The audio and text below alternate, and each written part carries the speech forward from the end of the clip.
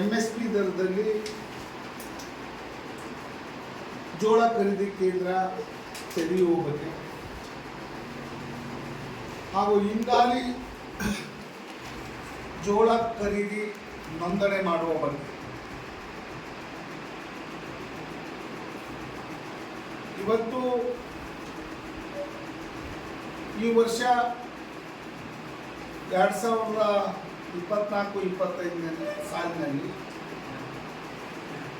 ಜೋಳ ಖರೀದಿ ಕೇಂದ್ರ ಸಂಪೂರ್ಣವಾಗಿ ನೋಂದಣಿ ಮಾಡೋದಾಗಲಿ ತೂಕ ಮಾಡಿಕೊಳ್ಳೋದಾಗಲಿ ಹಿನ್ನಡೆ ಆಗ್ತಾ ಇದೆ.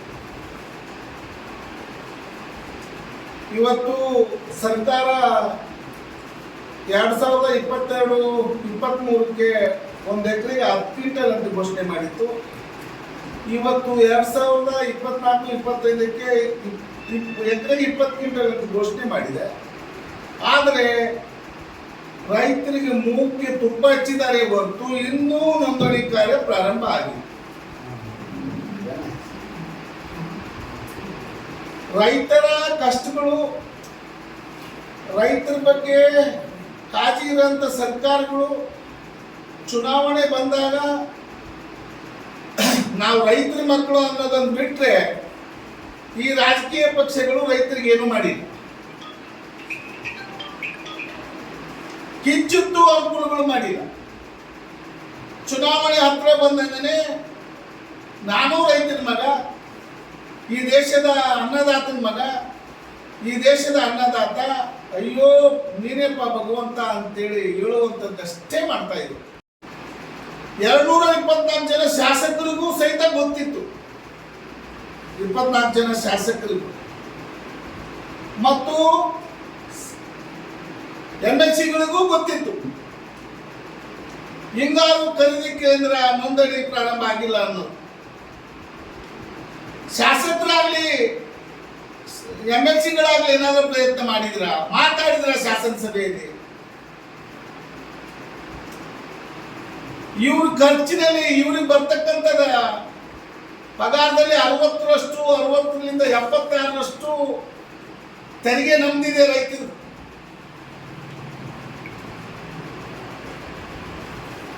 ಈ ಜಿಲ್ಲೆಯ ಶಾಸಕರಿಗೆ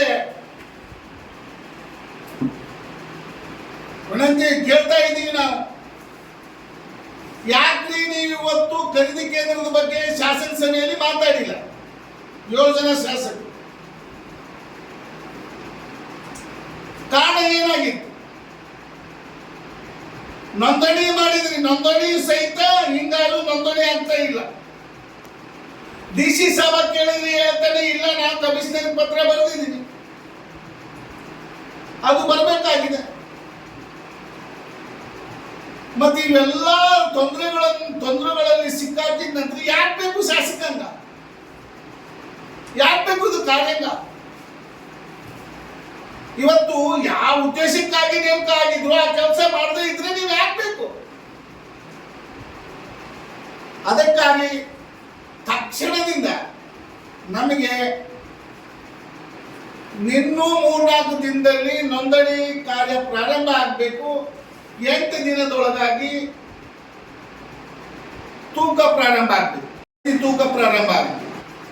ಇರಲಿಲ್ಲ ಅಂತಂದ್ರೆ ನಾವು ಕರ್ನಾಟಕ ರಾಜ್ಯ ರೈತ ಸಂಘದಿಂದ ಚಳವಳಿ ಹಾಕೊಳ್ತಾ ಇದ್ದೀವಿ. ನಾವು ಕೆಲವು ರಸ್ತೆ ತಡೆ ಚಳವಳಿ ಮೂಲಕ ಸರ್ಕಾರಕ್ಕೆ ಎಚ್ಚರಿಕೆ ಕೊಡುವಂತ ಕೆಲಸ ಮಾಡಿ, ಅದೇ ಮೊದಲನೇದಾಗಿ ಚಳವಳಿ ನಮ್ಮ ಬೋತ್ನಾಳ ಕ್ರಾಸಿಗೆ ಘೋಷಣೆ ಮಾಡ್ತೀವಿ. ಇನ್ನು 4 ದಿನದೊಳಗಾಗಿ ಈ ಸರ್ಕಾರಗಳು ಈ ಪ್ರಕ್ರಿಯೆಯಲ್ಲಿ ಖರೀದಿ ಕೇಂದ್ರ ಪ್ರಕ್ರಿಯೆಯಲ್ಲಿ ತೊಡಗದೇ ಇದ್ರೆ ಇನ್ನೂ 4 ದಿನದಲ್ಲಿ ನಾವು ಬೋತ್ನಾಳ ಕ್ರಾಸ್ನಲ್ಲಿ ರಸ್ತೆ ತಡೆ ಮಾಡ್ತೀವಿ. ಅದೇ ರೀತಿ ಅದಾದ ನಂತರ ಅರಗಿನ ಮರ ಮಾಡ್ತೀವಿ. ಅದಾದ ನಂತರ ಕುಣಿಟಗಿ ಸರ್ಕಲ್ ಮಾಡ್ತೀವಿ, ಸ್ತ್ರೀಪುರಂ ಜಂಕ್ಷನ್ ಮಾಡ್ತೀವಿ. ಇದೆಲ್ಲ ಮಾಡಿದು ಸರ್ಕಾರ ಬಗ್ಲಿಲ್ಲ ಅಂತಂದ್ರೆ ಸಿನ್ನೂರು ಬಂದ್ ಮಾಡುವಂತ ಪ್ರಕ್ರಿಯೆ. ಇದೇ ರೀತಿ ಇವತ್ತು ಈ ತಾಲೂಕಿನಲ್ಲಿ ಸಂಪೂರ್ಣ ಭ್ರಷ್ಟಾಚಾರ ತಾಂಡವಾಡ್ತಾ ಇದೆ. ಇದನ್ನು ಕಂಟ್ರೋಲ್ ಮಾಡೋದಕ್ಕೆ ಯಾರಿಂದಲೂ ಸಾಧ್ಯ ಆಗಿಲ್ಲ. ಅವರು ಪಿರಿನಲ್ಲಿ ಭ್ರಷ್ಟಾಚಾರ ನಡೀತೆ ಅಂತ ಹೇಳಿದ್ರು ಹಿಂದಿನ ಶಾಸಕರ ಪಿರಿಯಡ್ನಲ್ಲಿ. ಇವ್ರ ಗೆದ್ದ ನಂತರ ಏನು ಭ್ರಷ್ಟಾಚಾರ ಕಡಿಮೆ ಆಗಿಲ್ಲ, ಅದೇ ನಡೀತಿದೆ ಭ್ರಷ್ಟಾಚಾರ. ಯಾಕೆ ಅವ್ರಿಗೆ ಬೈದಿರೋರು ಈಗ ಭ್ರಷ್ಟಾಚಾರ ಕಡಿಮೆ ಮಾಡಲಿಲ್ಲ? ಇದು ಉತ್ತರ ಕೊಡಬೇಕಾಗುತ್ತೆ ಶಾಸಕ. ಎಲ್ಲ ಇಲಾಖೆಗಳಲ್ಲಿ ನಿರ್ದಾಕ್ಷಿಣ್ಯವಾಗಿ ಭ್ರಷ್ಟಾಚಾರ, ರೆವಿನ್ಯೂ ಇರ್ಬೋದು, ಬೇರೆ ಬೇರೆ ಇಲಾಖೆಗಳಲ್ಲಿ ನಿರ್ದಾಕ್ಷಿಣ್ಯವಾಗಿ ಭ್ರಷ್ಟಾಚಾರ ನಡೀತಾ ಇದೆ. ಇದು ಕಡಿವಾಣ ಹಾಕದೇ ಇದ್ರೆ ರೈತರು